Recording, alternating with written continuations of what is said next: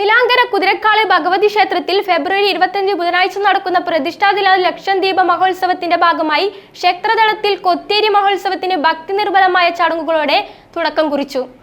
നിലാങ്കര കുതിരക്കാളി ഭഗവതി ക്ഷേത്രത്തിൽ ഫെബ്രുവരി 25 ബുധനാഴ്ച നടക്കുന്ന പ്രതിഷ്ഠാദിന ലക്ഷദ്വീപ മഹോത്സവത്തിന്റെ ഭാഗമായി ക്ഷേത്രാങ്കണത്തിൽ കൊത്തിരി മഹോത്സവത്തിന് ഭക്തിനിർഭരമായ ചടങ്ങുകളോടെ തുടക്കമായി. ക്ഷേത്ര ആഘോഷ കമ്മിറ്റി മാതൃസമിതിയുടെ നേതൃത്വത്തിൽ ഭക്തജനങ്ങൾ ലക്ഷദ്വീപ് സമർപ്പണത്തിനാവശ്യമായ കോത്തിരികൾ ഉണ്ടാക്കി സമർപ്പിച്ചു.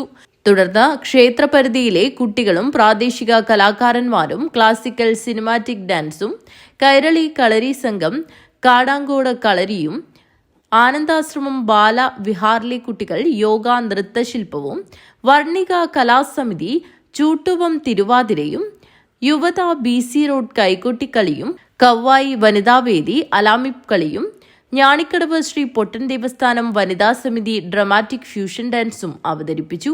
ക്ഷേത്ര അന്തിതിരിയൻ നാരായണൻ, മറ്റ് ക്ഷേത്രേശ്വരന്മാർ, ക്ഷേത്രം കോയ്മ, CN രവീന്ദ്രൻ, ക്ഷേത്ര ആഘോഷ committee president Koval Damodaran, convener Krishnan Panankavu, treasurer Gangan Koval, ക്ഷേത്രം president Sundaran Kurunthoor, secretary Sumesh Koval store, treasurer Sukumaran Ainghoth, publicity chairman CPV Vinod Kumar, convener Dineshan Koval store, Surendran Nilankara, Prasad K, Dineshan express, സാമ്പത്തിക കമ്മിറ്റി ചെയർമാൻ പവിത്രൻ ഞാണിക്കടവ്, മാതൃസമിതി president Shyamala, secretary Anitha, treasurer Jyothi, ആഘോഷ കമ്മിറ്റിയുടെയും സബ് കമ്മിറ്റിയുടെയും ഭാരവാഹികൾ കൊത്തിരി മഹോത്സവത്തിന് നേതൃത്വം നൽകി.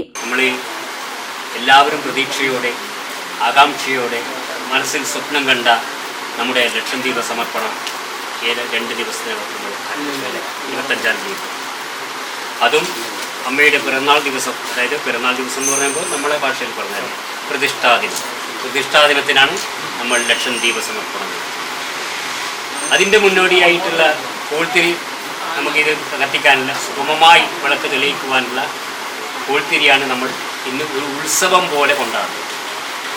ഇത് നിങ്ങളുടെ ഈ കോൾത്തിരി ഉത്സവം എന്നുള്ളത് നിങ്ങളുടെ കൂട്ടായ്മയെയാണ് സൂചിപ്പിക്കുന്നത്. കൊത്തിരി മഹോത്സവത്തിനെത്തിയ എല്ലാ ഭക്തജനങ്ങൾക്കും അന്നദാന പ്രസാദം നൽകി. News bureau, Kanhangad.